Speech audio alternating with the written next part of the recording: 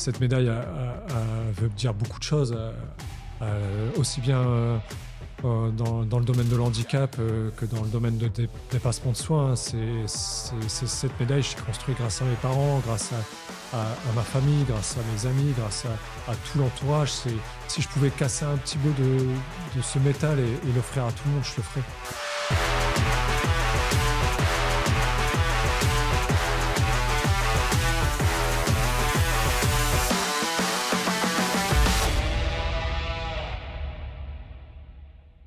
Bonjour à toutes et à tous, je suis Benjamin Kayser, ex-rugbyman international et maintenant entrepreneur et investisseur, cofondateur de Team Pack Ventures.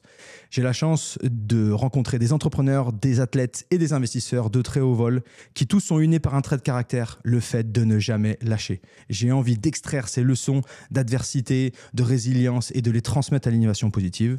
Aujourd'hui, dans le nouvel épisode de The Grind Game, j'ai l'immense plaisir d'accueillir Antoine Perel. Il me fait le plaisir de venir partager la façon dont lui a dû traverser ces challenges, cette adversité, cette ultra-complexité.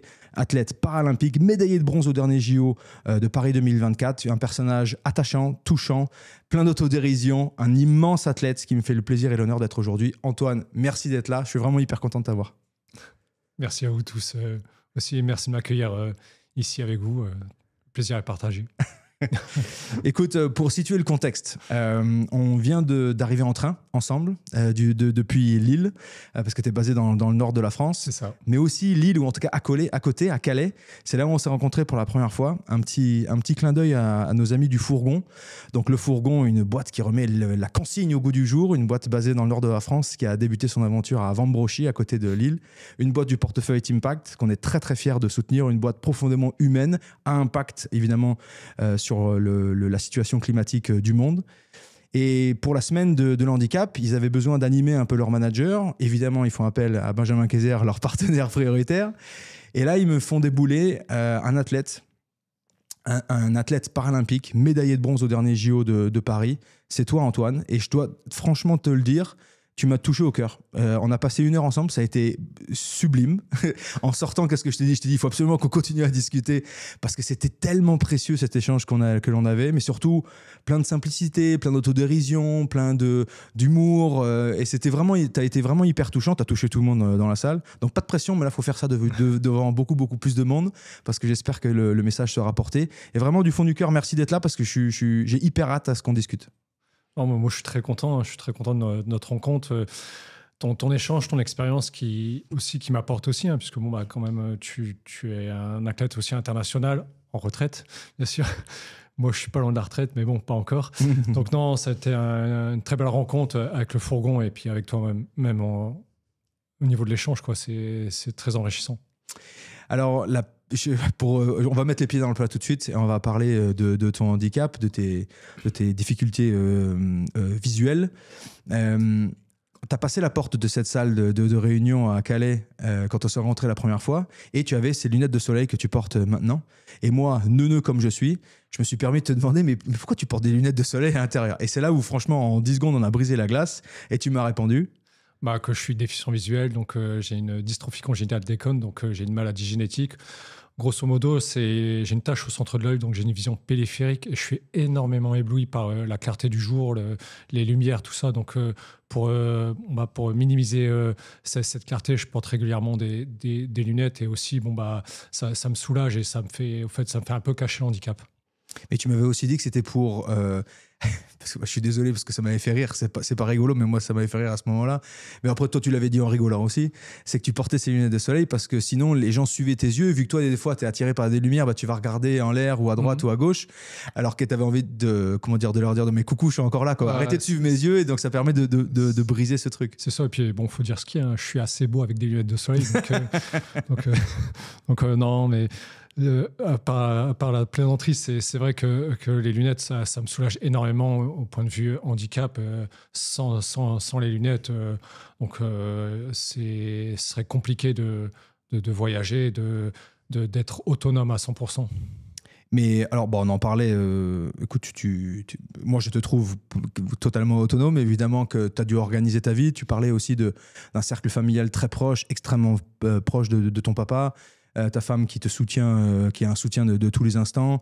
Tu me parlais d'une relation très mignonne avec ton fils qui joue au foot et qui se met des bandeaux dans les cheveux, il a les cheveux un peu longs pour être sûr que tu puisses le reconnaître à distance. Enfin, et puis des gens qui t'aident, pas que depuis cette médaille olympique, mais depuis toujours, parce que je pense qu'ils ont été piqués au cœur par ta simplicité, mais aussi par le fait que tu es un athlète. Tu es un athlète qui s'entraîne comme un athlète de très très haut niveau, qui a des objectifs immenses, qui représentait la France, qui a ramené une médaille supplémentaire pour la France. Enfin, je pense pas que les gens aient pitié de toi. Je pense qu'ils ont envie d'accompagner un athlète exceptionnel, surtout. Non, ils n'ont pas forcément pitié de moi. Enfin, plus, parce que je pense qu'avant, on considérait le sport et le handicap comme du sport loisir. Ouais. Et je pense qu'avec Paris, avec l'évolution, on a vu exactement ce que c'était le parasport et les gens ont compris que c'était du haut niveau, du très très haut niveau. Et même, en fait, en grosso modo, maintenant, je ferai partie des meilleurs valides si je concours avec les valides. Donc, en fait, on a brisé cette glace, on a brisé cette vitre et on a montré que les parasports sont des athlètes de haut niveau à part entière. Et pourtant, on n'a jamais l'impression que, enfin, en tout cas, dans nos échanges, déjà, tu n'es pas né avec cette dystrophie des cônes. Elle est arrivée à l'âge de 9 ans, dis-moi si je me trompe, relativement progressivement, mais assez rapide quand même. Et pourtant, on a l'impression qu'il n'y a jamais eu de coup d'arrêt dans ta vie. Il n'y a jamais eu de moment où tu t'es dit que potentiellement quelque chose allait être impossible, inaccessible, même le sport, et on va en reparler dans un moment. Alors, moi, je ne me suis pas forcément rendu compte que j'étais en situation de handicap du fait que moi, en étant gamin, à l'âge de 9 ans, je jouais comme tous les gamins. Alors, moi, je pensais bien voir, mais au final, non, je ne voyais pas très bien. Et c'est suite à la maîtresse de l'école qui a interpellé mes parents en leur disant Antoine ne suit pas du tout comme les autres gamins. Moi, je ne me suis pas du tout rendu compte. Et effectivement, en allant voir un ophtalmo, il a décelé qu'il y avait un souci visuel. Et c'est quand on m'a dit Antoine, tu vas devenir aveugle. Ça veut dire quoi? Ça veut dire plus rien voir. J'avoue que sur le coup, ça a été un choc, on va dire, émotionnel, parce que plus rien voir, c'est plus voir ma famille, plus voir mes amis, plus pouvoir jouer. Mais au fait, si, non, c'est juste, continue à vivre comme tu vis. Là, tu t'es même pas rendu compte, on t'aurait pas dit, tu aurais continué à vivre. C'est parce qu'on t'a dit ce mot de plus rien voir que ça t'a déstabilisé. Mais au fait, non, moi, mes parents m'ont accompagné, m'ont dit, écoute, c'est pas grave, vis comme tu vis actuellement. Et puis, au final, ça n'a pas forcément changé ma vie.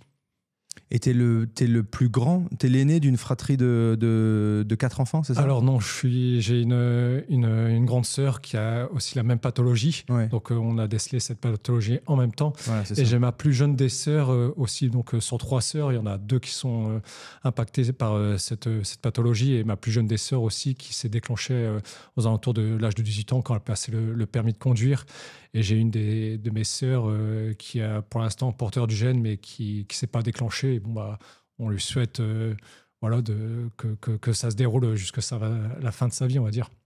Et tu parlais, quand on marchait de la gare du Nord pour venir dans le 2e arrondissement dans lequel on est à Paris, tu parlais de ce côté fusionnel que tu peux avoir avec ton papa, qui te suit de tous les instants, qui est ton premier soutien, de qui tu es particulièrement proche. Mais j'imagine que pour toi, ça devait être extrêmement brutal d'entendre cette phrase d'un médecin disant que tu ne verras plus. Mais pour les parents, c'était aussi un vrai déchirement, non? Quand on nous a annoncé ça, j'étais dans la voiture, dans notre trafic à l'époque, puisqu'on était obligé d'avoir un camion, puisqu'on était 4 enfants. Et donc, quand mes parents nous ont expliqué ça, on était dans la voiture, parce que ils sont partis assez brutalement de chez ophtalmo, parce que on leur a dit un peu, pas dans le ton agressif, mais pas avec des pincettes, leur dire écoutez, vos enfants vont plus rien voir. Donc j'ai le souvenir qu'on était partis assez rapidement, et dans la voiture, dans ce fameux trafic, nos parents nous expliquent tout simplement que le médecin il nous a dit mais bon, vous inquiétez pas, on va aller voir des spécialistes. Et je pense que mes parents ils s'en veulent de nous avoir transmis ça. On veut que du bien à nos parents, à nos enfants.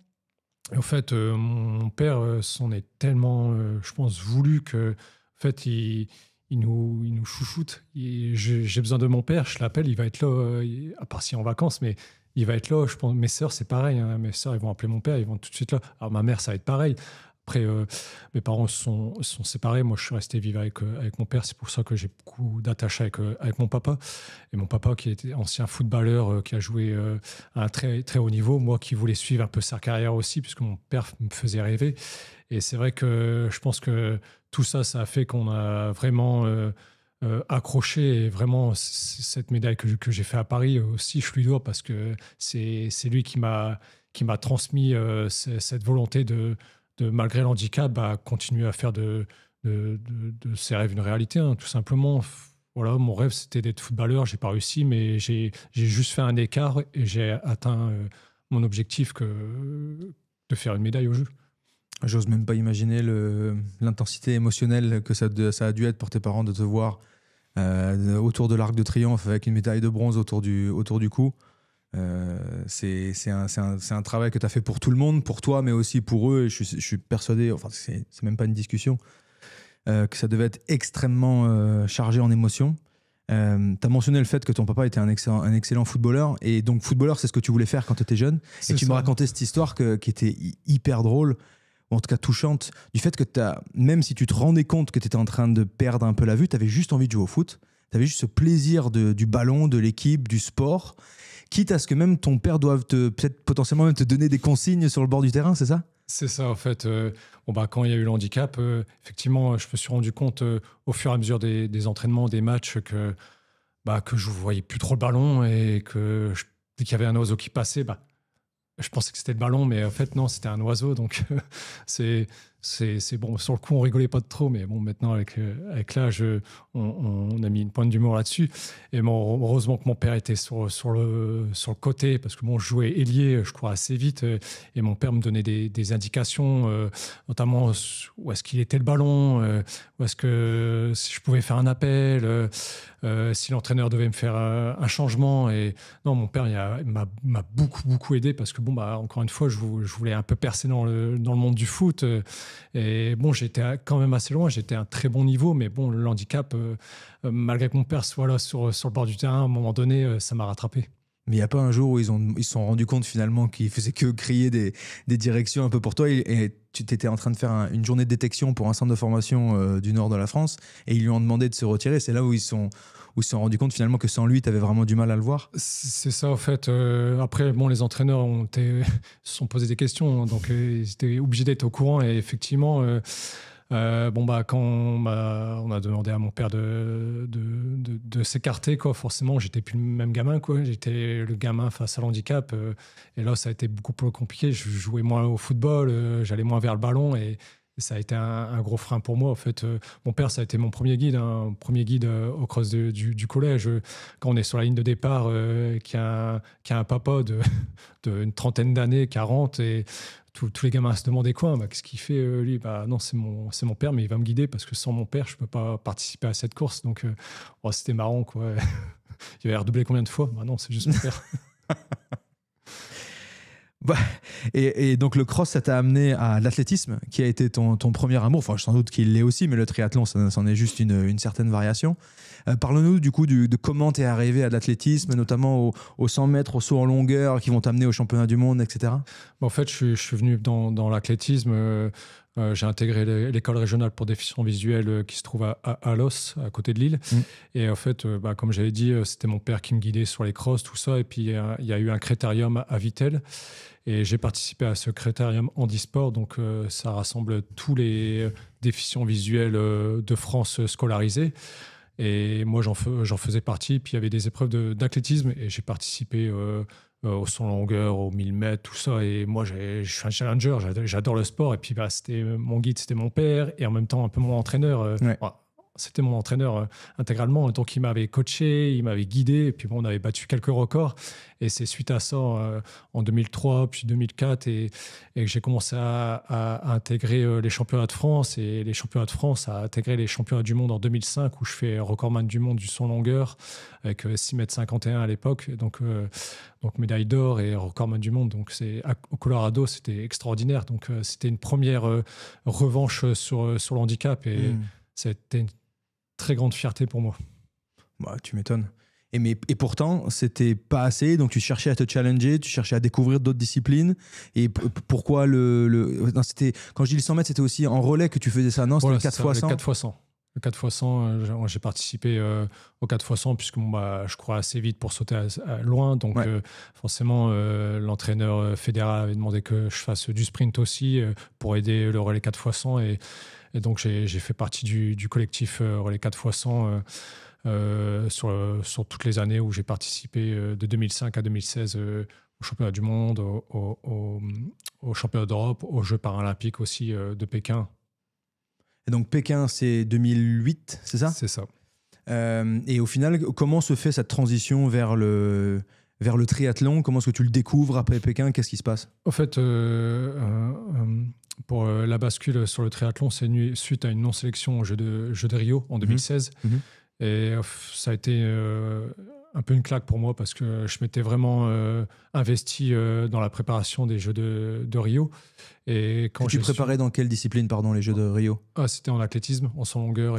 Les deux? Ouais, saut longueur et relais 4 x 100. Voilà, c'est ça. D'accord. Donc je m'étais vraiment investi avec mon staff, avec toute l'équipe de France. Et suite à ma non-sélection, j'ai pris une belle claque et je me suis dit, bon, j'ai fait le tour de l'athlétisme de 2005 à 2016. C'est bon, 11 ans, je commence à un peu saturer.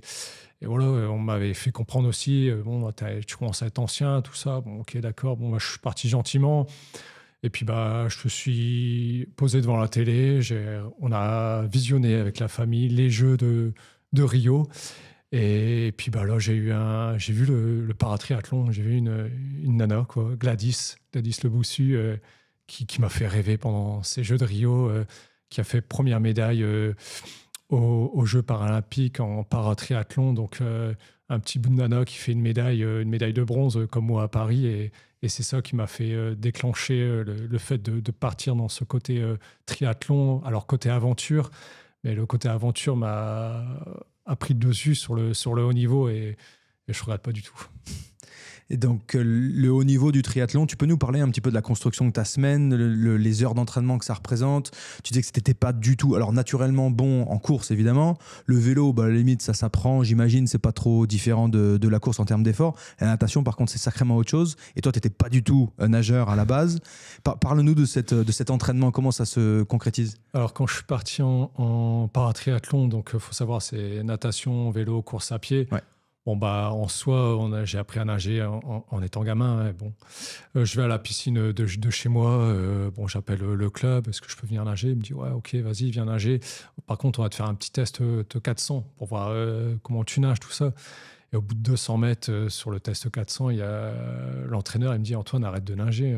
Je dis, non, je vais jusqu'au bout. Et en fait, il m'a demandé d'arrêter de nager parce que soit j'allais me noyer ou soit j'allais faire j'en avais pour une demi-heure, quoi. Donc, au final, j'ai fait 9 minutes 30 sur le 400, enfin, qui est un truc dérisoire, quoi. Même un gamin, qui me battrait, quoi. Donc, je partais de très, très loin. Et bon, voilà, c'est tout. C'est à force de travail qu'on arrive à faire les choses. Alors, je suis pas talentueux dans la natation, mais je suis un gros bosseur. C'est ça, mon gros avantage. Après, le vélo, on s'y est mis comme tout le monde. Il faut faire beaucoup de kilométrage. Et la course à pied, ça n'a pas été évident, la transition, parce qu'on passe d'une filière explosif, de son longueur, le sprint, à une filière aérobie. Alors, au début, j'avais beaucoup de crampes. Donc, j'ai dû adapter physiquement et physiologiquement l'adaptation de passer d'une filière explosive à une filière aérobie. Donc, ça a pris du temps. Parce que, rappelle-nous les distances du triathlon. Alors, c'est 750 mètres en natation, donc c'est en eau libre, 20 km de vélo, donc faut savoir que moi, c'est un tandem. Hein. J'ai un guide pendant toute la course, donc c'est 20 km, et 5 km de course à pied. Et la natation attachée par la cuisse, c'est ça? Voilà, la natation reliée avec ton partenaire par la cuisse. C'est ça, un lien de 60 cm. Le tandem, je suis derrière, Johan est devant. Et en course à pied, c'est un lien même pas de 7-8 cm relié au poignet. Donc, obligation de bouger les bras en synchronisation parfaite. Vous vous entraînez à ça? On s'entraîne à ça. Donc voilà, au début, c'est perturbant puisque c'est pas à l'athlète de se mettre en symbiose avec le guide, c'est au guide de se mettre en synchronisation avec l'athlète. Donc, Johan, il a dû s'adapter à ma foulée. Donc, on n'a pas forcément la même foulée, mais maintenant, c'est devenu naturel. Au fait, il y a eu beaucoup de travail. Il y a eu 3 ans de travail pour être synchronisé. Et maintenant, dès qu'il y a un virage, hop, il arrive tout de suite à reprendre la foulée. C'est beaucoup de temps passé ensemble. Donc, tu as mentionné le prénom Johan. Tu peux nous dire un mot, du coup, sur ce rapport sur cet équipier qui est en fait un frère d'armes. Je sais qu'il y a une relation fusionnelle et on va parler ensuite de la remise des médailles bien plus tard quand on parlera des JO de Paris. Mais tu peux nous parler de ce rapport au coéquipier. Est-ce que c'est un coéquipier aussi d'entraînement? Est-ce que c'est que pour les courses? Comment vous êtes choisi? Est-ce que tu peux présenter Johan? Alors, Johan, c'est quelqu'un d'extraordinaire. Hein. C'est quelqu'un de très humain, de très bienveillant, parce que on cherche un guide. On peut avoir le meilleur des triathlètes, ça ne va pas forcément faire le meilleur des guides. Il faut vraiment quelqu'un de très proche, sur le point de vue sportif comme humain, parce qu'on a besoin de notre guide aussi en dehors du sport. Hein. Quand on va en stage, il faut que Johan soit là, m'accompagne dans la vie de tous les jours. Hein. C'est pas que sur la natation, le vélo ou la course à pied. Donc, Johan est très, très présent en dehors du sport et je pense qu'il est bien plus présent en dehors du sport que dans le sport. Hein. Donc non, on s'est rencontrés en 2022 suite à un stage mis en place par la Fédé. Et puis, au fait, Johan, lui, revenait de blessure. C'était un athlète international valide. Donc, il revenait de blessure. On lui a proposé de guider. Et lui, il a gentiment accepté. Pourquoi pas? Et puis, au fait, on a tellement... la fusion a été tellement appréciable qu'au fait, au final, il s'est pris au jeu de l'objectif d'aller faire les championnats d'Europe, de faire les championnats du monde et pourquoi pas de tenter la sélection aux Jeux de Paris. Et au fait, de fil en aiguille, on est devenu de plus en plus proches. On est devenus amis maintenant, plus qu'amis, même fraternels. Il connaît très bien mes enfants, je connais très bien sa compagne. Et maintenant, si j'ai pas Johan une fois par semaine au téléphone, ça va pas, quoi. Vice versa, mais on a construit une très belle amitié et cette médaille, même si on se voit plus pendant quelques temps, il y aura toujours cette médaille qui nous unit. Et tu disais, juste une petite question technique, donc on parlait du tandem, là j'imagine qu'il n'y a pas beaucoup de communication qui est nécessaire. Par contre, dans la nage, tu m'avais pas parlé que vous pouviez éventuellement te taper sur l'épaule, c'est pas ça? Ou te taper sur le bras? En triathlon, passer des messages. C'est pas évident de communiquer dans l'eau, donc on a un code de toucher. Ouais. Donc quand il y a une bouée qui est à ma gauche, il me coupe la trajectoire. Donc il nage légèrement plus vite que moi, il va me couper la trajectoire. S'il y a une bouée, c'est à sa droite, puisque lui, il nage toujours à ma droite. Donc là, il va me donner un petit coup sur la tête. Hop, on fait un virage à droite.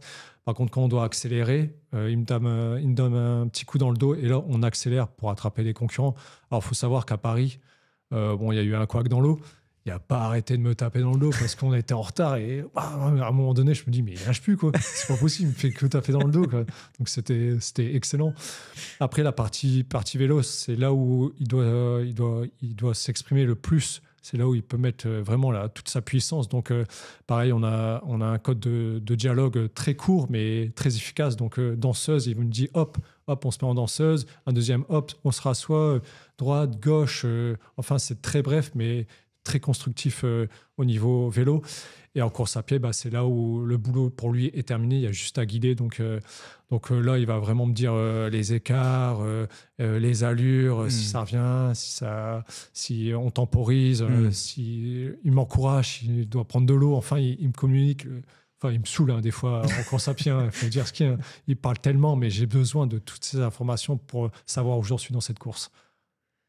Bon, alors, écoute, on va reprendre la course des JO après, ok, étape après étape, parce que tu m'as montré une vidéo, franchement, d'une qui est hyper émouvante, mais elle est émouvante parce qu'elle est belle, mais aussi qu'est-ce que c'est à l'air dur ce que vous faites.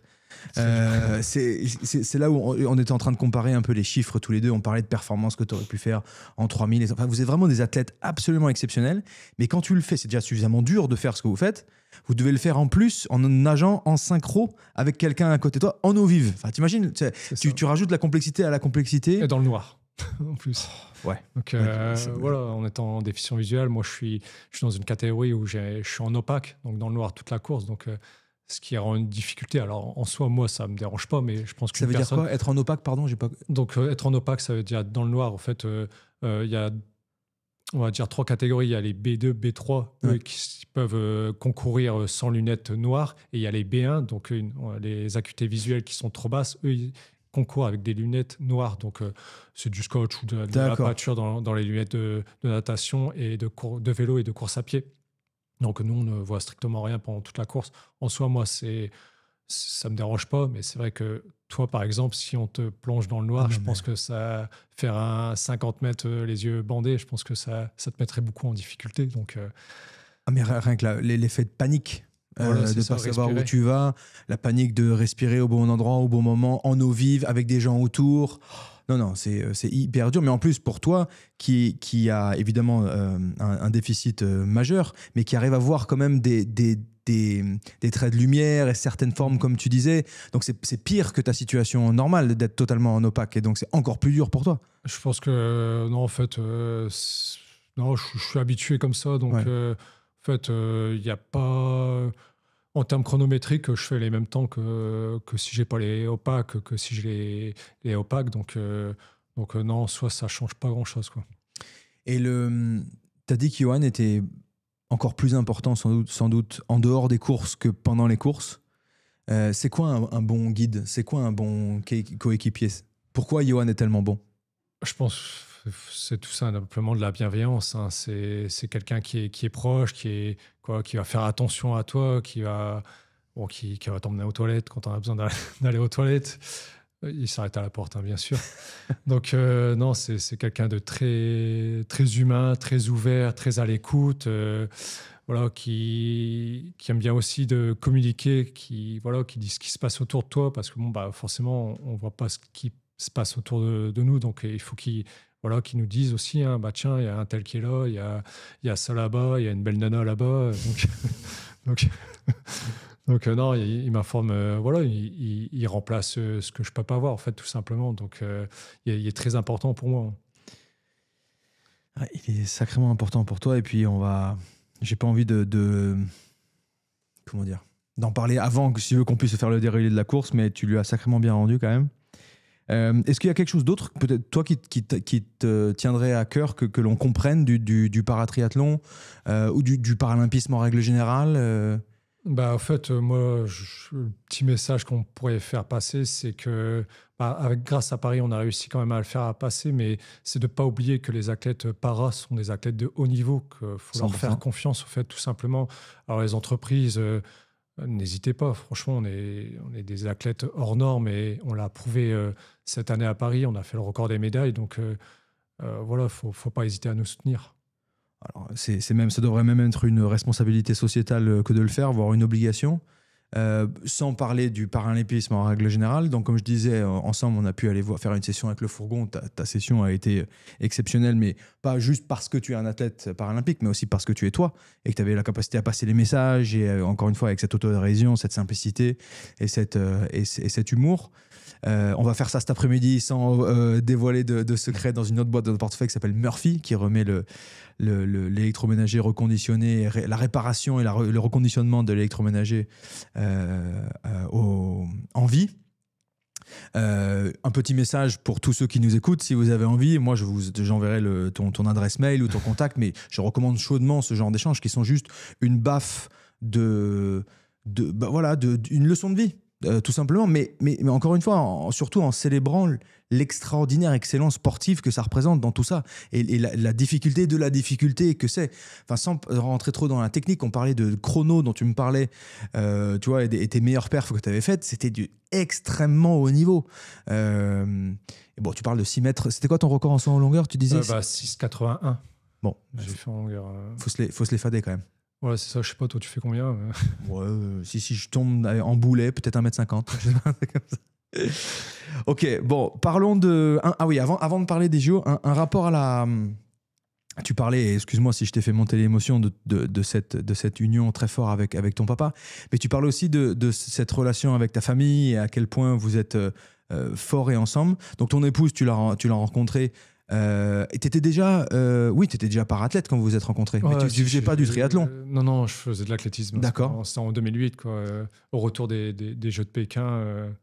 Donc, non, je l'ai rencontré sur Internet et au fait, derrière mon écran d'ordinateur, et je proposais d'aller boire un verre. Et on a bu ce verre et je lui dis, on se revoit quand? Elle me dit, au prochain congé. Donc, en fait, on s'est plus revus pendant un petit moment.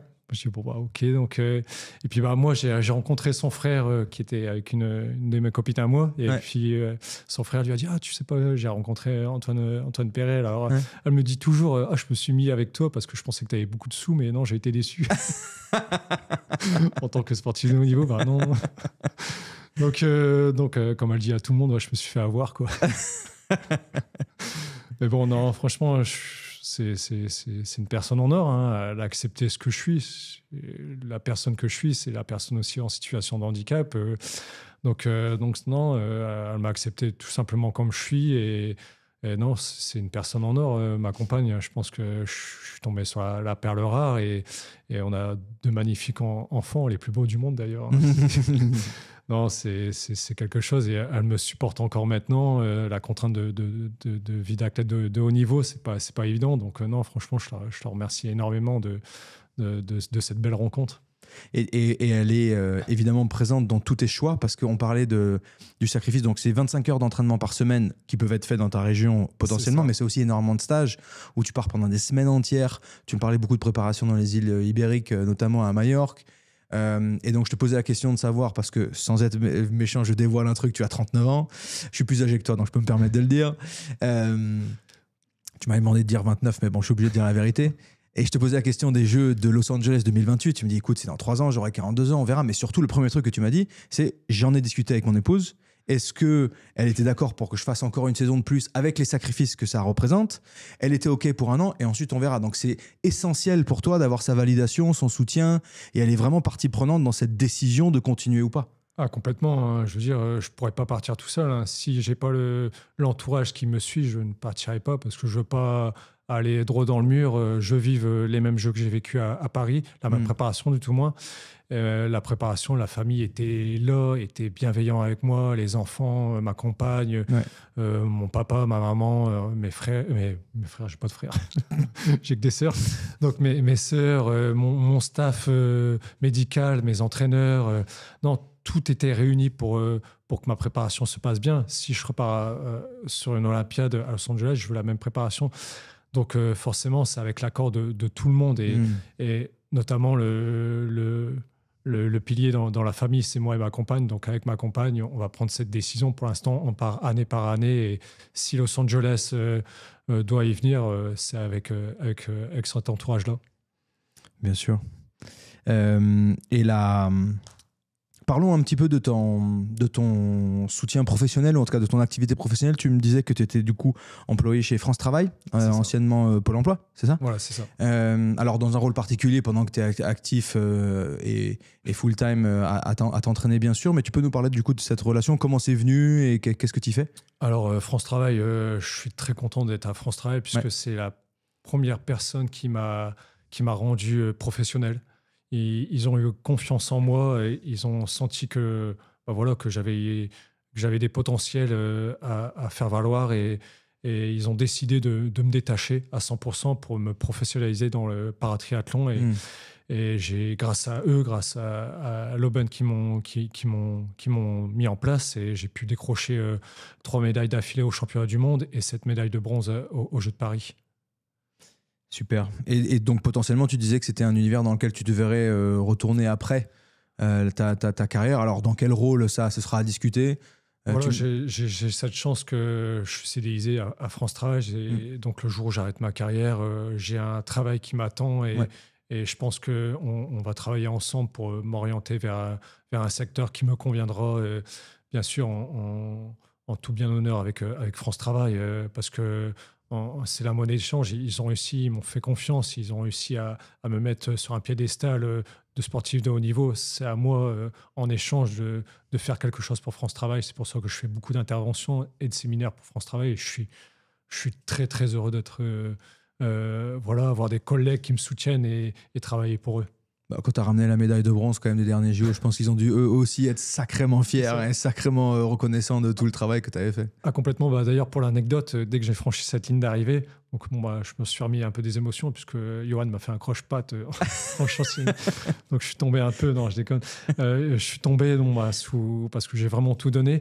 Et la première personne que j'ai appelée, ça a été mon DRH des Hauts-de-France pour lui dire merci. Merci de m'avoir laissé cette opportunité d'avoir acquéri cette médaille parce que sans ce détachement, j'aurais jamais pu.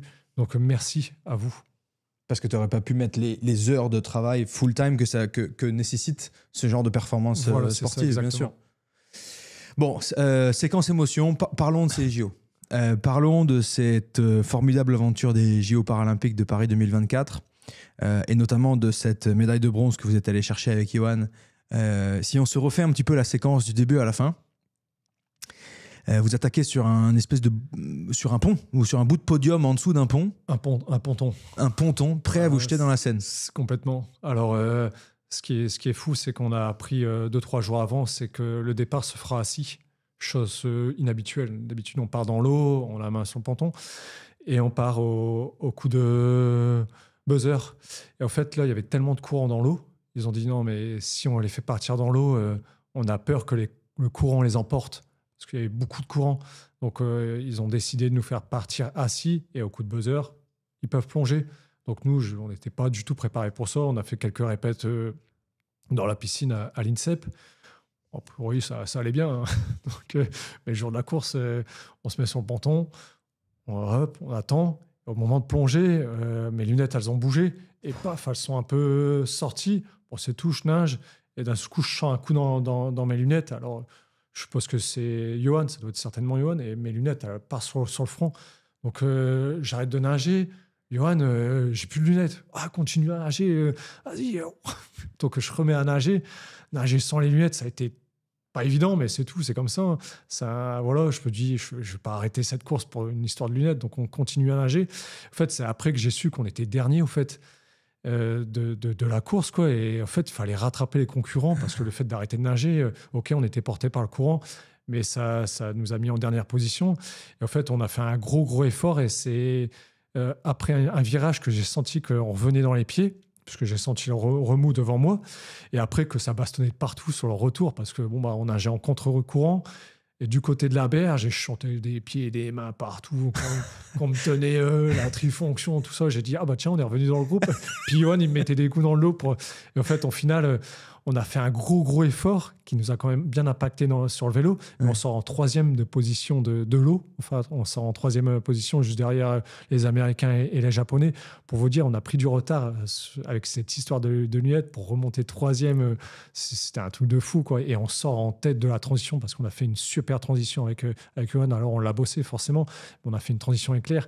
Et quand tout le monde m'a dit, quand t'as vu sortir en tête, ça a été magique. Alors, il y avait mon vélotiste qui s'occupe du tandem, qui avait préparé le vélo pour qu'il soit opérationnel, pour qu'on évite la casse, les crevaisons. Et quand on est parti pour 20 km de tandem sur 5 tours de boucle de 4 km, alors il faut savoir que la partie vélo, il y avait à peu près 16 à 17 km de pavés. Il ne fallait pas crever. Hein. C'était les Champs-Élysées, quai de Seine, on revient sur le pont Alexandre. Enfin, il y avait à peu près une 60aine de virages et c'était extraordinaire. Alors moi, j'étais sec parce que j'avais fourni un effort extraordinaire en partie natation, donc je me suis tout de suite alimenté. Ça a été... Attends, juste avant de partir sur la seconde étape, tu dis sortir en tête. Vous étiez 3e en sortant de l'eau, mais c'est votre transition qui vous permet d'être premier ? Voilà, c'est ça, parce qu'on a réussi à vite enlever la combarre. D'accord. On a été très vite en transition. Et tu parles donc de ce changement. C'est quand même assez fou de se dire que vous changez tout un... Alors je sais que c'est une longue course, mais quand même, de sortir c'est comme un 100 mètres finalement où on dit il n'y a pas de starting block 2 jours avant, ça n'existe pas. Ça change tout, c'est des heures et des années de répétition. Donc là, faut s'adapter encore à un truc qui sort. Et puis accessoirement, il y avait aussi... Est-ce que le départ de la course n'avait pas été décalé ? C'est pas ça, parce qu'il y avait aussi les problèmes de pollution de l'eau. Donc c'était un enfer d'inconfort, non ? C'est ça, en fait. On nous avait dit il y a 2 jours avant la course, ça sera le dimanche. Donc on s'est préparé pour que ça soit le dimanche. Alors nous, on a eu la chance, c'est que notre course, le départ de dimanche, c'était à 11 heures, donc on ne devait pas se réveiller en pleine nuit. Et au fait, il y a des autres concurrents, des autres handicaps qui devaient se lever avant et ils l'ont su en pleine nuit, que la course a été reportée. Donc nous, on n'a pas eu en soi d'impact. On a juste dit, bon, bah, au matin, bah, la course, au fait, c'est pas le dimanche, c'est le lendemain. Enfin, ça a été un sketch aussi, ça, dû à la pollution, parce qu'il n'y avait plus tout ça. Enfin, c'était les aléas de la course. Alors, moi, de toute façon, quoi qu'il en soit, que ce soit mardi, mercredi ou dimanche, j'étais prêt à courir, hein. Moi, j'attendais qu'une chose, c'est que le départ, que ce soit, voilà, comme j'ai dit, hein, j'étais prêt. Comme on avait préparé cette course pendant 3 ans, peu importe l'heure, le jour, j'étais prêt à courir. Et tu as été prêt. Je suis désolé, là, je fais une petite pause avant de reparler du vélo. Mais dans le train, tu parlais aussi de cette préparation athlétique, mais tu insistais beaucoup sur la préparation mentale avec ton préparateur mental. Notamment, tu me disais un truc très intéressant, c'était que ce préparateur mental, il n'était pas que pour toi. Il était aussi pour l'équilibre familial. Il faisait des sessions de temps en temps avec la famille pour aligner un petit peu les challenges de tous. Tu peux nous en dire un peu plus, s'il te plaît ? C'est ça, exactement. En fait, comme j'ai dit tout à l'heure, hein, c'est un travail d'équipe. C'est, voilà, la famille fait partie du projet. Donc, avec Stéphane Limousin, préparateur mental, on avait beaucoup parlé du cercle familial et on a fait plusieurs sessions avec la famille. Donc, ma compagne, elle pouvait l'appeler Stéphane si elle sentait que Antoine était un peu stressé, que j'arrivais pas à sortir mes émotions. Donc, on a fait des sessions ensemble. On a construit cette médaille ensemble. On a construit ces jeux ensemble pour que tout se passe bien, pour que ça soit mes compagnes ou mes enfants le vivent bien. Et comment tu fais, ce terme que tu utilises, sortir mes émotions? Comment est-ce que tu fais pour exprimer ces émotions? Tu as des rituels, des techniques que tu pourrais nous partager? Je suis un gros déconneur de base, hein, donc je rigole beaucoup, même nerveusement des fois. Donc je n'arrive pas à cacher mes émotions sans rire, au fait. Donc ma compagne, elle le sentait des fois, bah, t'es un peu stressé. Non, ça va, tout va bien. Mais au fait, si c'est un facteur de stress. Et je faisais beaucoup de relaxation avec de la musique pour vraiment sortir mes émotions. De la méditation, tu veux dire? Exactement. Mais j'ai trouvé ça assez incroyable. Tu étais très, très vulnérable et très transparent sur ce soutien. Mais aussi, j'avais pas compris à quel point le préparateur mental, il était là pour tout ton cercle proche, ton cercle fermé, pour être sûr qu'il y ait vraiment une harmonie dans tout le monde, quoi. Complètement. On peut le dire quand même, la semaine dernière, tu étais en compétition et puis tu m'as dit que l'eau était pas géniale et tu as été malade toute la semaine avant les championnats d'Europe qui sont la semaine prochaine. Donc, ce doute de la qualité de la scène, ça n'a jamais été un truc qui est venu mettre un peu le flou dans ton mental?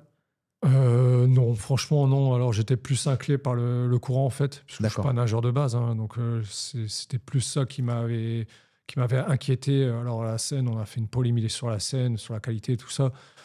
En soi, quand j'ai bu la tasse, tout allait bien. Bon, bah, j'étais un petit peu malade après, mais c'est pas un facteur non plus que j'ai pris en compte. C'était vraiment l'aspect nager en contre-courant.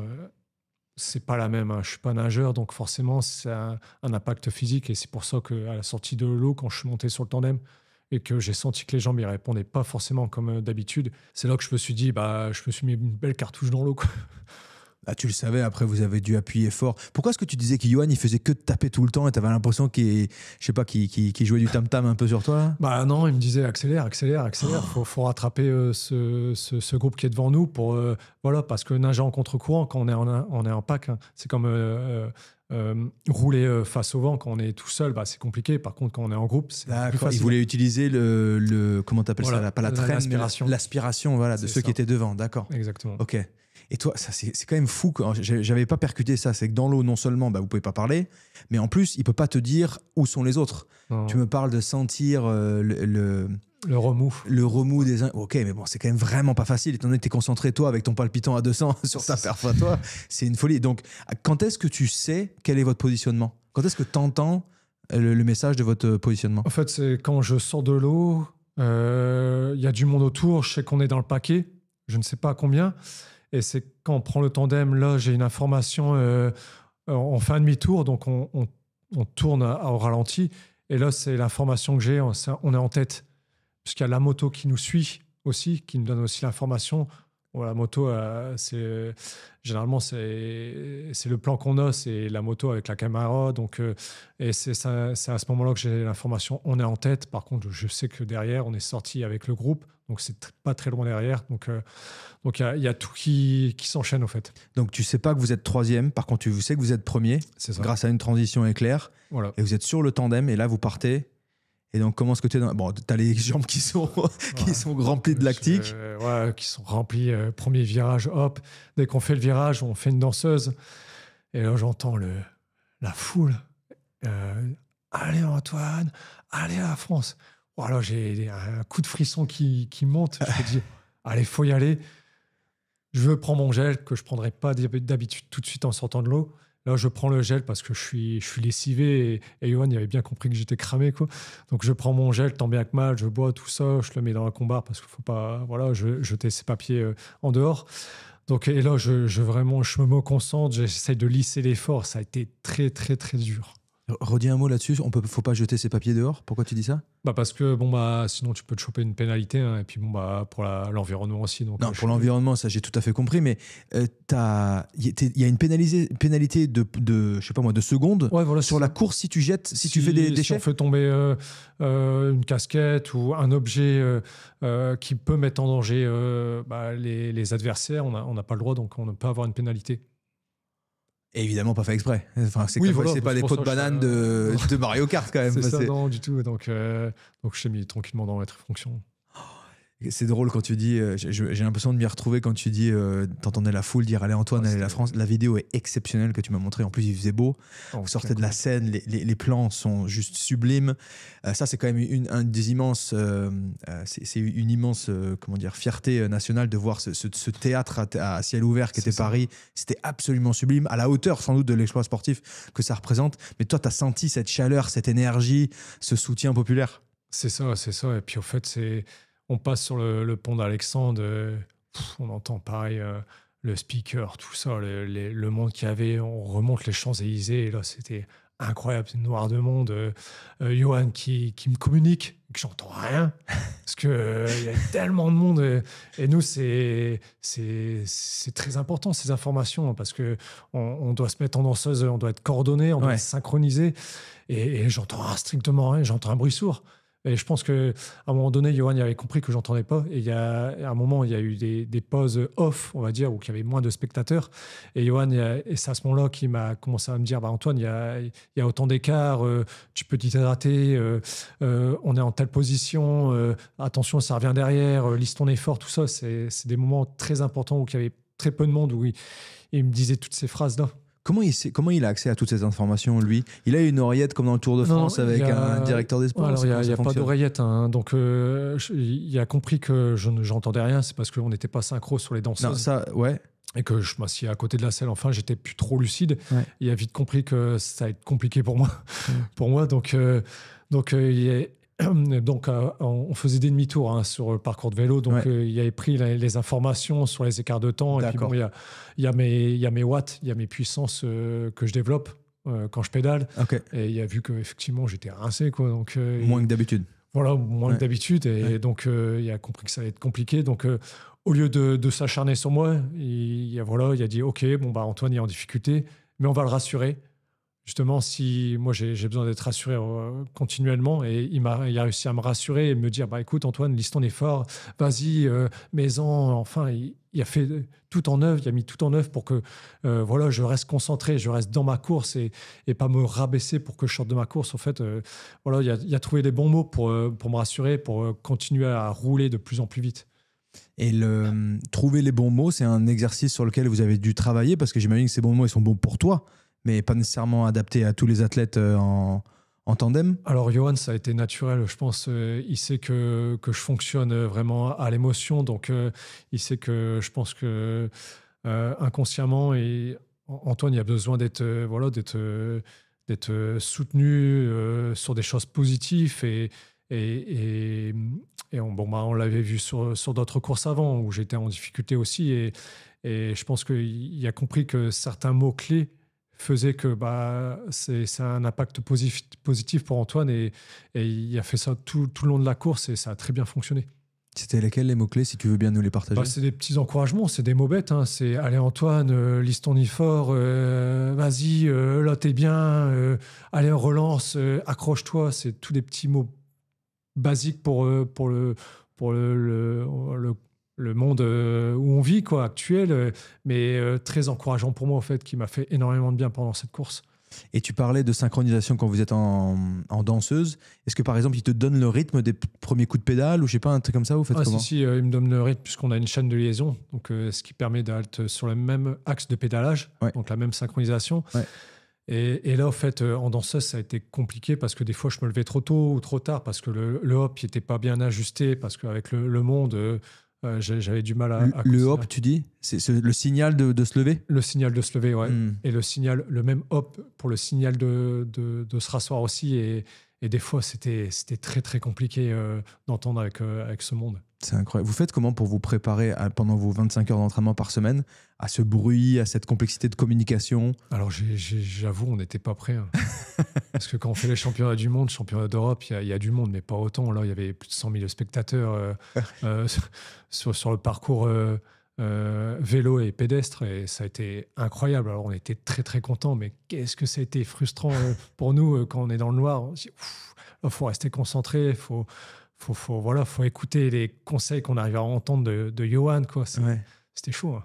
Et tu penses à quoi quand vraiment tu es en train de taper un mur de lactique où tu essaies de relancer, tu essaies de pousser, il te dit lâche pas, et tu aimes profondément Johan et tu n'as pas envie de le décevoir et tu as envie de pousser. Mais il y a des fois, les cannes, elles sont brûlées, elles sont mortes et tu n'as plus rien. Non, mais moi, j'ai pensé à mes enfants et à ma compagne. Hein. C'est déjà dans l'eau, hein, dès dans l'eau. J'ai pensé très très fort à ma famille. Alors j'étais concentré sur ce que je faisais, mais à un moment donné, non, mais il y a les enfants qui sont là, il y a ma famille, il y a ma femme, enfin il y a tout mon soutien supporter qui est là. Voilà, vas-y, fais-toi violence. Et il y a Johan, on est deux. Faut pas le lâcher, Johan. Faut pas. Voilà, t'es là aussi avec lui et tu souffres, mais Johan souffre aussi. Donc non, vous êtes à deux dans le dur et non, on travaille ensemble pour aller chercher ce résultat.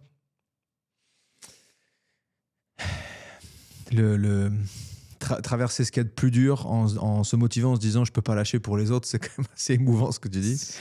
Et donc le vélo, vous finissez comment? Pour ma part, bien cramé.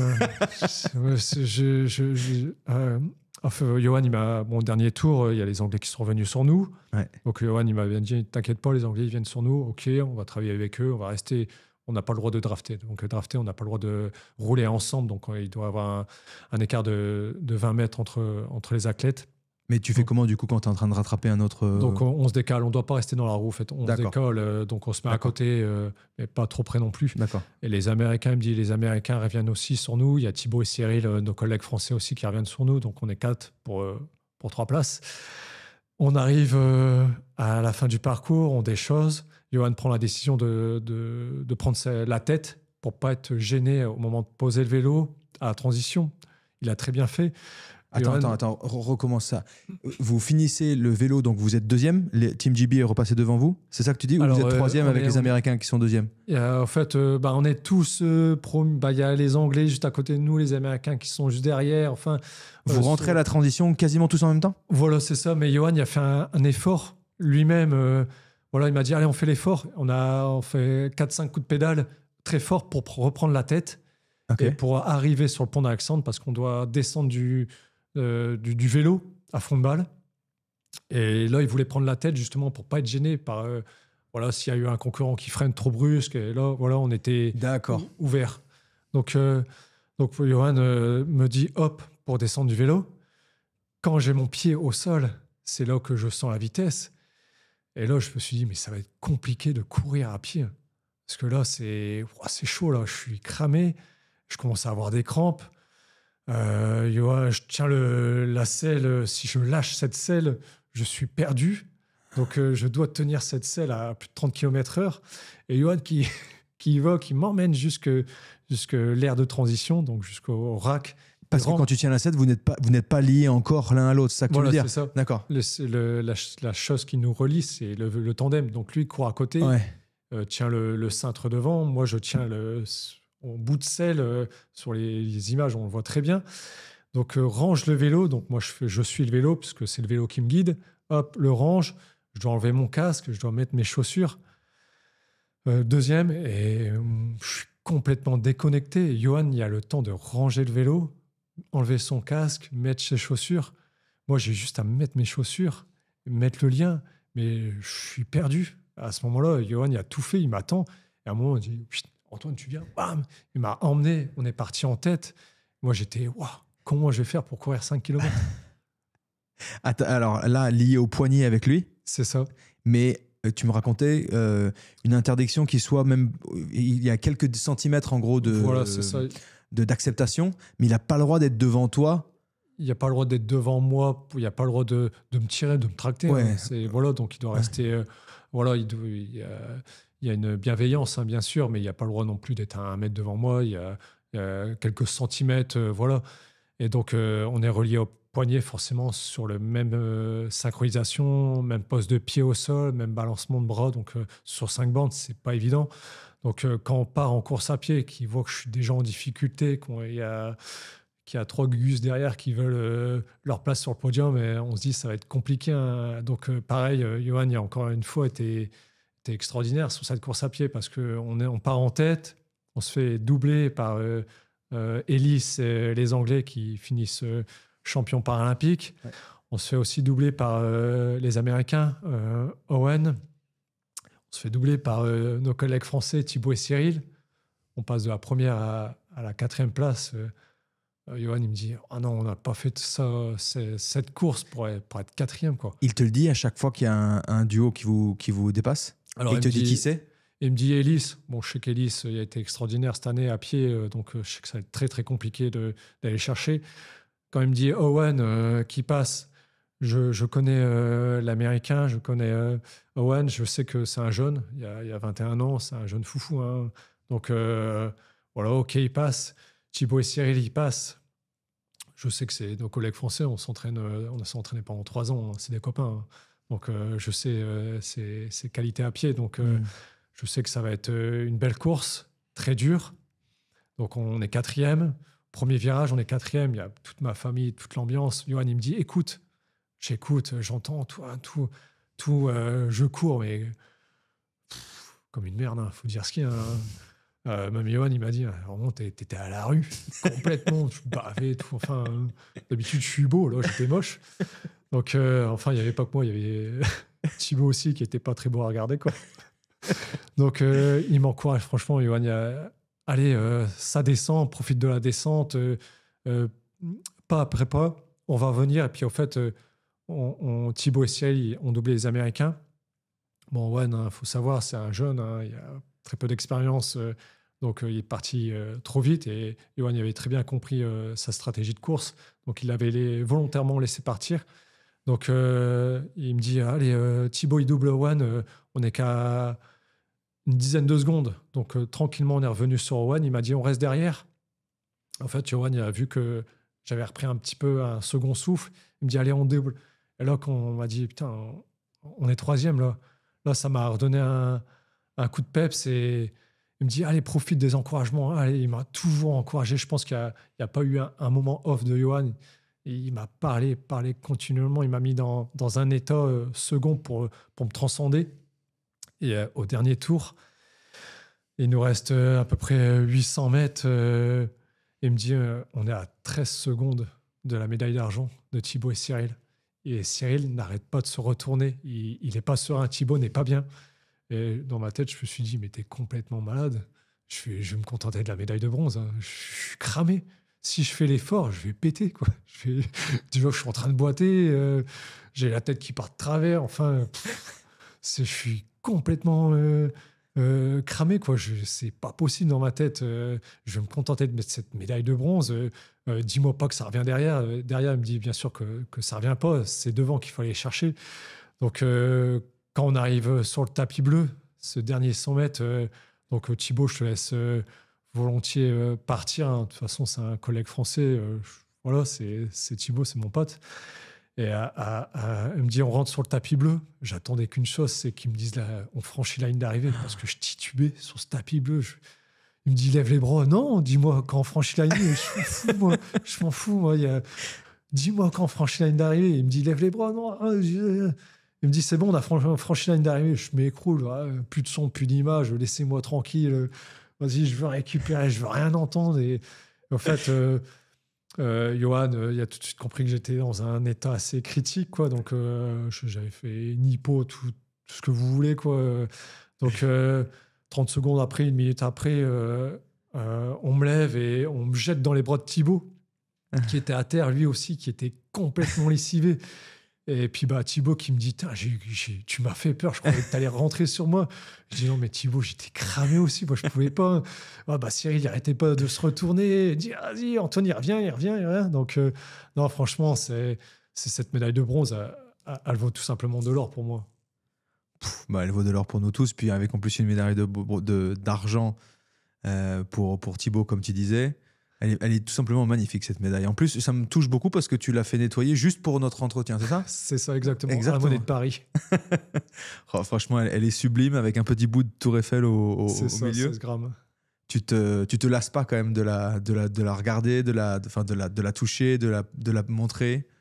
Non, c'est vrai que en fait, cette médaille veut dire beaucoup de choses, aussi bien dans le domaine de l'handicap que dans le domaine de dépassement de soi. Hein. Cette médaille, je l'ai construite grâce à mes parents, grâce à ma famille, grâce à mes amis, grâce à tout l'entourage. Si je pouvais casser un petit bout de ce métal et l'offrir à tout le monde, je le ferais.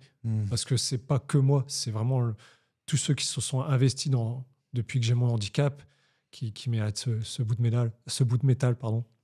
Et avant d'aller le chercher, on parlera de la cérémonie des médailles dans un petit moment, ou du podium. Mais quand on revient, une fois que tu as fait un câlin à Thibaut et que vous êtes partagé ce moment d'exténuation totale, tu as dit que tu avais parlé au DRH de France Travail, mais avant ça, tu as pu voir qui, penser à qui. Tu disais, j'entendais les encouragements, je savais que ma famille était là. Me dis pas que tu as reconnu leur voix dans la foule, si? Non, du tout. J'entendais, Antoine, c'était tellement fou quoi, que je savais pas dire qui était qui, quoi. Déjà que j'étais plus trop lucide à ce moment-là. Donc, non, mais...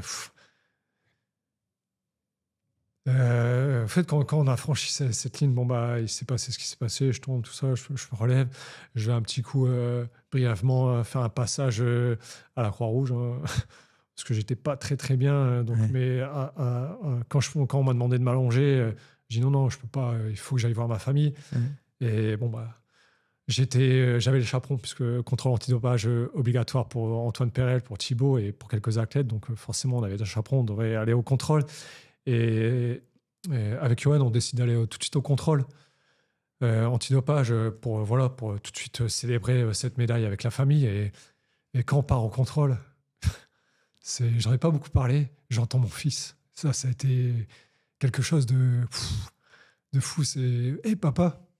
Et en fait, mon fils il était derrière un grillage qui était jaugé de banderoles pour éviter que les gens voient ce qui se passe derrière pour le contrôle antidopage. Et Johan il a dit, il y a ton fils qui est là-bas. Et je lui dis, non, tu peux m'emmener. Et puis là, ça a été... il s'est mis à pleurer. Forcément, il y a énormément de choses qui s'est véhiculées entre nous. Il sait à quel point j'ai dû travailler pour en arriver là. Alors moi et Johan, forcément... Et là, il s'est mis à pleurer. Forcément, moi, j'ai suivi. Il y avait ma famille. Alors, il n'y avait pas ma compagne, mais il y avait les amis avec mon fils. Et en fait, ils ont dû tenir mon fils parce qu'il n'est plus sur ses jambes. Ça a été incroyable. Mais enfin, même Johan, je pense qu'il était pris sous l'émotion. Il a pas su, il a craqué forcément. Et ça a été un très très bon moment, même si on a pleuré, mais c'était pleurer de joie, forcément, c'était pas pleurer de tristesse, parce qu'on avait fait cette médaille et on s'est dit, je vais faire mon devoir de contrôle antidopage et après je reviens fêter avec vous. Et en fait, le contrôle antidopage, ça a duré 2 heures, quoi. c'était très compliqué. J'ai dit à Johan, vas-y, va profiter, va rhabiller, va te rhabiller, tout ça. Et moi, j'ai du mal à uriner. Je suis pas quelqu'un je suis quelqu'un de pudique, on va dire, pour faire le contrôle antidopage. Ça a pris 2 heures et au bout de 2 heures, je suis sorti et là, j'ai pu profiter avec la famille et profiter de cette médaille, quoi, de cette avant-médaille, on va dire, puisque je ne l'avais pas encore. Et le protocole de la remise des médailles, donc j'ai dû vite aller aux toilettes, puisque il y avait un protocole. Et là, j'ai pu savourer, enfin, les émotions, elles étaient redescendues aussi. Hein. Donc, savourer avec les spectateurs, avec ce podium aussi qu'on va en parler très prochainement. Et ça a été quelque chose d'incroyable. T'as failli m'avoir là quand même, parce que c'est exceptionnel ce que tu décris tout simplement, c'est hyper touchant. Mais donc parlons de cette médaille parce que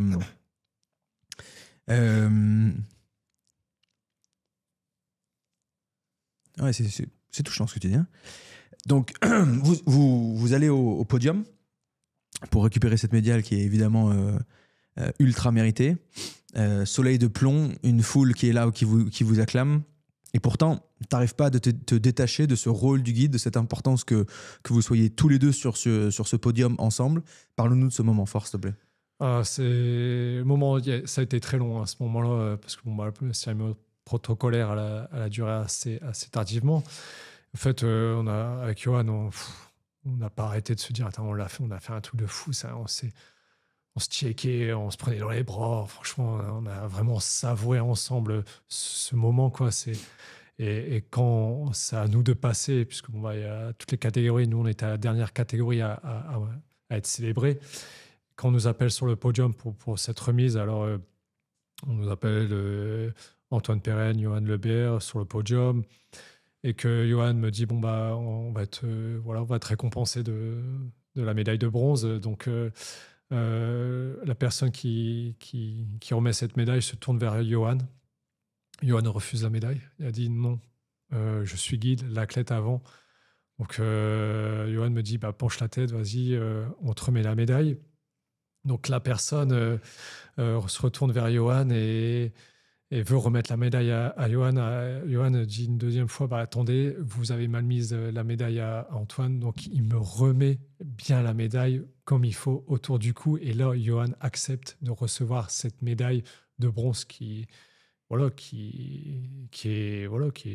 comment dire, c'est cette médaille qui vaut de l'or pour lui aussi, parce que c'est un travail commun et il la mérite autant que moi, puisque sans lui, j'aurais pas pu participer à cette course.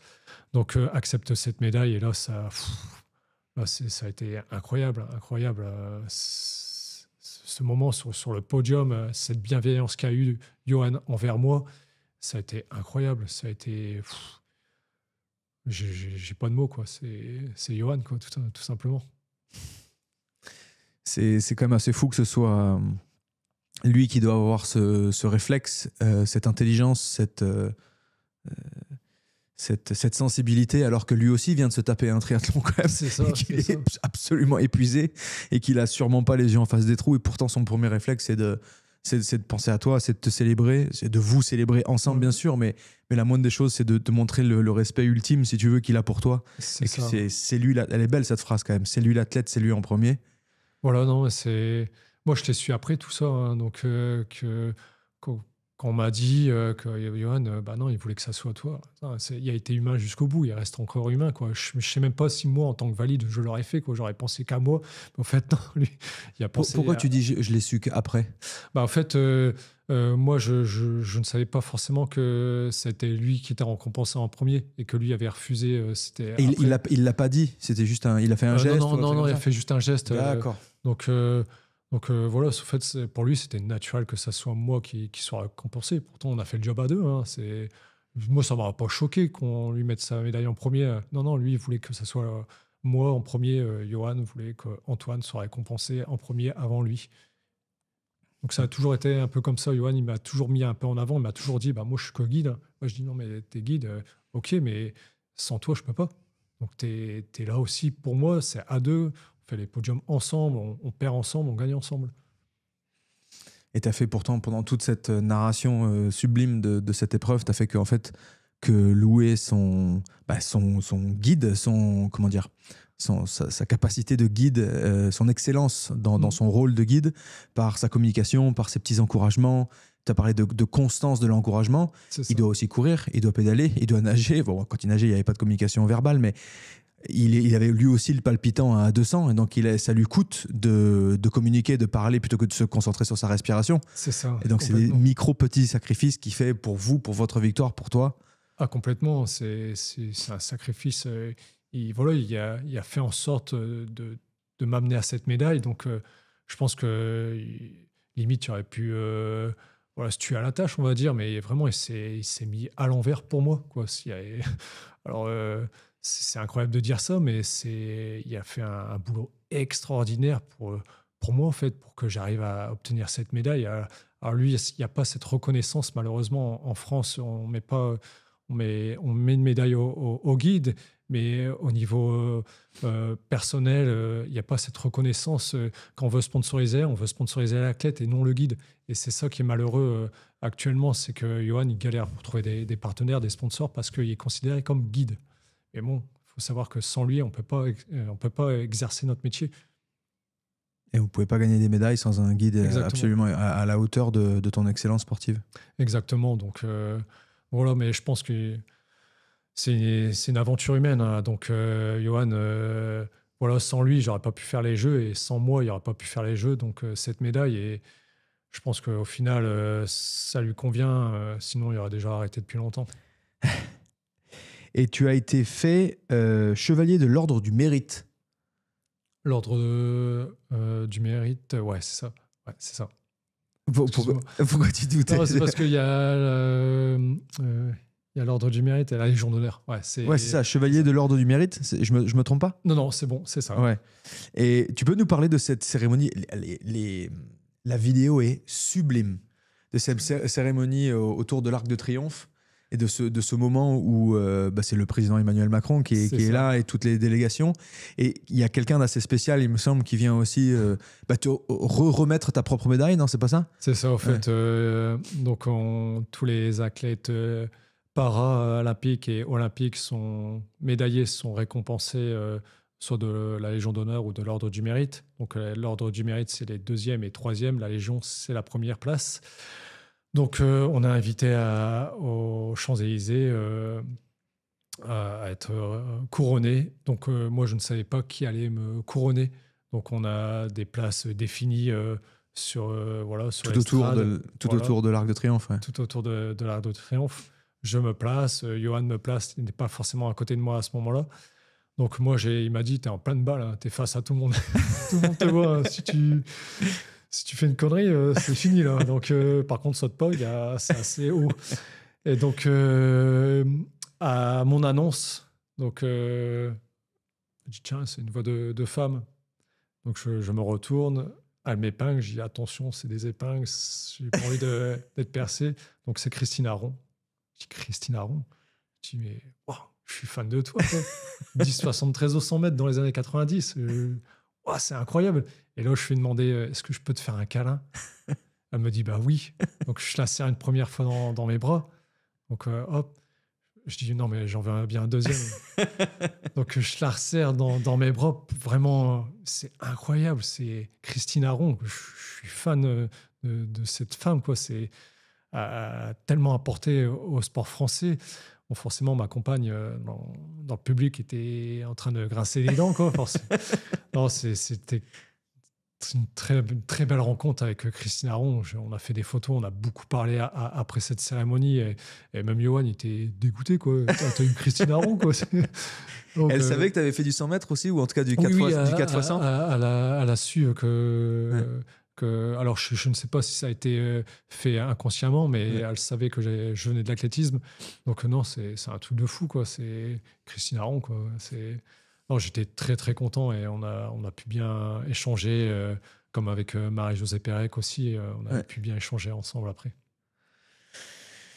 Merci de nous avoir fait repartager cette course. L'émotion est encore palpable et je t'avoue que rien que quand tu la transmets, bah, ça file la chair de poule et ça file les larmes, mais des bonnes larmes, des larmes belles. Comme quoi, quand on se donne du mal, quand on crée des relations fusionnelles, quand on a un cercle proche qui est là, bah, il peut se passer des choses magiques. Sache que, parce que tu en as très peu parlé, mais que tu as rendu toute la France, vous avez rendu tous les athlètes, toute la France extrêmement fière. Ça a été un succès quand même du début à la fin, notamment fini en apothéose selon moi par cette cérémonie qui était sublime autour de l'Arc de Triomphe. Tout simplement merci, parce que c'était franchement cool. Moi, j'aurais jamais pu être médaillé des JO. Tu vois, le seul sport, à la limite, c'était le rugby à 7, mais je suis absolument pas fait pour ça. C'est beaucoup trop dur pour moi. Il y a que l'extraterrestre Antoine Dupont qui est capable de faire les deux et qui était autour de toi, avec toi, Ouais, autour de l'Arc de Triomphe. Comment est-ce qu'on se remet d'un truc aussi exceptionnel? Parle-nous déjà entre la remise et la fin de ton épreuve, il y a eu quand même un laps de temps, non? Il y a eu quelques jours, une semaine? Ça, il y a eu un peu plus d'une semaine. Alors, Ouais. bon, moi, après cette médaille, on a été au Club France, on a Ouais, fait ouais. la fête, et là, ça a été extraordinaire. Et puis, Ouais. moi, au Club France, j'avais demandé à ma famille qui soit présent aussi, parce Ouais. que bon, c'est un truc de fou, le Club France. Ouais. Et quand les médaillés se sont récompensés devant le public au Club France, donc on Incroyable. pouvait monter. Et moi, j'ai fait monter mes enfants sur le podium. Donc, ils étaient devant plus de 5000 spectateurs. Donc, mon fils, il avait vécu comme un rockstar. Hein, mes deux enfants, ils levaient les bras comme si c'était lui qui avait fait la médaille. Enfin, j'avais pris mon plus petit dans les bras. Yoann qui était, attention, on va pas tomber dans la fosse non plus, quoi. Et on a dansé, on a fait la fête toute la nuit avec la famille. C'était extraordinaire. C'était tellement incroyable. C'est là où j'ai réalisé que j'avais fait quelque chose d'extraordinaire, parce que on avait décroché une médaille et les gens pleuraient, voulaient nous toucher, voulaient demander des photos, des autographes, chose que j'ai pas l'habitude. Et c'est là où tu te dis, waouh, c'est vrai que les jeux, c'est à part entière quand même. Et non, ça a été incroyable. Et le retour à la maison, bah, j'ai été assez bien entouré par la famille, donc forcément, ça m'a fait énormément de bien. Et heureusement qu'à la maison, voilà, j'avais ma compagne, mes deux enfants, on a repris le train traditionnel de Ouais. le retour à l'école, on accompagne les enfants à l'école, forcément, beaucoup de félicitations. Et donc, beaucoup de demandes aussi, mais j'étais très bien entouré pour pas non plus tomber dans ce burn-out au fait de médiatique, et vraiment être très bien accompagné. Et puis finalement, une envie, encore un appétit de sport, de dépassement de soi, de compétition. Championnat d'Europe la semaine prochaine à Besançon, tu me disais? C'est ça, c'est ça. Donc, non, voilà, comme j'ai dit, je vais année par année, je prends beaucoup de plaisir dans ce que je fais. J'ai la chance d'être soutenu par mon employeur, donc je continue. La forme est là, le plaisir est là. Donc, championnat d'Europe, on y va avec toutes les armes qu'on a pu avoir, acquérir pendant ces Jeux paralympiques. Donc, on y va à bloc. T'as compris pendant notre échange que moi, ce qui m'intéresse énormément, ce qui me fascine, c'est vraiment ce qui va faire la différence. Et puis vous l'exprimez sublimement parce que c'est sur une course, ce qui fait la différence entre ceux qui ont des médailles autour de leur cou, ceux qui lèvent des trophées, ceux qui gagnent, ceux qui perdent. C'est vraiment le fait de lâcher ou de pas lâcher. Le fait de... Quand t'as cette petite voix qui te dit « mais t'en peux plus, t'as les jambes qui sont remplies d'acide lactique et t'as vraiment plus rien à donner », bah, tu te bagarres avec ta petite voix. Est-ce que t'as encore un... Tu l'as exprimé sublimement, si tu veux, pendant les dernières minutes pendant lesquelles on parle. Un échange dont je te remercie par avance parce que franchement, c'est hyper riche. Mais t'as d'autres techniques, d'autres messages, d'autres envies d'exprimer ce dépassement de soi et cette résilience, cette fait de ne jamais lâcher. Tu vois, si quelqu'un te dit « comment est-ce qu'on fait pour ne jamais lâcher ?» Est-ce que tu as une réponse parfaite? Bah moi, en fait, comme je dis tout à l'heure, j'ai fait de tes rêves une réalité. C'est vraiment ça qui me fait tenir. Ok, c'est pas facile, faut bosser. Moi, je suis un bosseur. Quand j'ai envie de lâcher, bah, je lâche pas, parce que dans la tête, j'ai tellement bossé voilà, pour réussir à décrocher une sélection, réussir à décrocher une médaille. Je sais plus, c'est la famille qui me fait tenir, qui me fait transcender, qui me fait dépasser, me fait faire des choses extraordinaires qui me transcendent. Bon, je pense que ça doit être inné chez moi de pas lâcher. Alors, ça arrive d'avoir des pensées négatives, avoir de se dire à l'entraînement, bah tiens, j'ai un coup de mou, mais non, j'y vais parce que j'adore ce que je fais, je kiffe, quoi. Même si c'est dur, j'adore me faire mal à la tronche, au fait. Au final, comme Stéphane, mon préparateur mental, me dit, mais Antoine, est-ce que tu as déjà eu une course facile? Bah non. Bah, toi, t'es comme ça, toi, t'aimes bien quand c'est dur, donc, et t'es pas du genre à lâcher, t'es un chien, quoi. Donc, forcément, tu as toujours des courses compliquées, et toi, ce qui te fait tenir, c'est des courses très compliquées, quoi, en fait, au final. T'es un chien, tu lâches rien, t'es un bestiau de résilience, mais t'es aussi particulièrement attachant. Donc je pense que si t'as réussi à te créer ce cercle de gens qui ont envie de t'aider à fond, c'est parce qu'ils ont envie de t'aider toi en particulier. Et c'est ça qui est quand même assez fou. Tu parlais d'inspiration. Si on finit sur 2-3 petites questions, tu me disais que tu écoutais beaucoup de podcasts et t'aimais les documentaires parce que, évidemment, plutôt que d'avoir uniquement l'audio de films plus traditionnels, t'aimes bien cette narration plus rapide. Est-ce qu'il y a des podcasts, des documentaires qui t'inspirent, qui t'ont inspiré pendant toutes ces dernières années? Bah, en fait, je m'inspire de tous les podcasts, je pense. En fait, le dernier que j'ai vu, en plus, c'est Antoine Dupont. Il y a eu un reportage sur lui, Mhm. super reportage d'ailleurs de sa carrière. Mhm. Et je m'inspire vraiment de tous ces podcasts que j'ai vus, de tous ces gens qui m'ont inspiré. Moi, j'étais fan de Maurice Green, un sprinter des années Mhm. 2000, enfin, qui m'a fait rêver. Et ben, je pense que j'en ai appris beaucoup sur lui. Comme je suis fan de Antoine Dupont, c'est totalement deux sports complètement différents, deux générations complètement différentes. Et en fait, je m'inspire de tous ces podcasts, même en escalade, j'ai beaucoup de podcasts de personnes qui font des escalades, de l'ultra-trail, enfin, il y a plein de domaines sports différents qui m'inspirent. Et puis, bah, je prends de chacun pour construire ma réussite, je pense, et ça me fait énormément de bien. C'est là où tu me rends la chose plus facile, c'est que Maurice Green, j'ai aucun moyen de lui envoyer un message, mais autant Toto Dupont, je peux essayer, tu vois, et je pourrais lui passer ses compliments. Je pense qu'il sera très content d'entendre qu'il a pu, d'une manière ou d'une autre, t'inspirer pendant ta préparation et du coup contribuer à une toute petite échelle à ta réussite et du coup à nous apporter du bonheur à tous. D'une façon assez naïve, pour finir notre échange, qu'est-ce qu'on peut te souhaiter, Antoine, Bah, une très bonne santé. Je pense que, ok, je suis en situation de handicap, mais je suis en très bonne santé, en pleine capacité physique. Je peux vraiment tout faire, juste adapter l'environnement à mon handicap. Mais non, non, la santé et puis bah, une longue vie, quoi. Et puis voilà, quoi, c'est tout simple. Bah écoute, toutes les fois où on pourra continuer à s'inspirer de toi, à prendre un tout petit peu de ta réussite pour l'amener dans nos quotidiens, je pense que ça nous ferait le plus grand bien. Donc on a fait le fourgon ensemble, on va faire Murphy ensemble. Moi je souhaite qu'on en fasse plein d'autres parce que franchement ça a été un épisode exceptionnel. Je suis hyper content que tu sois venu, encore merci. Merci de nous avoir fait monter les poils et cette émotion qui transpire de toi, qui dégueule de toi, qui est tout simplement très naturelle. À titre perso, je dis, ça me fait monter des émotions comme rarement et j'ai l'impression de grandir au contact de personnes comme toi. Donc merci d'être venu, merci pour ta gentillesse, ta simplicité et j'espère à très très vite. Merci à vous. Voilà, hein, ça permet aussi d'échanger, de refaire vivre des choses qu'on n'avait pas vécues depuis longtemps et de reparler des jeux, hein. C'est ça qui m'a fait venir ici aujourd'hui. Donc, merci encore à vous de m'avoir accueilli.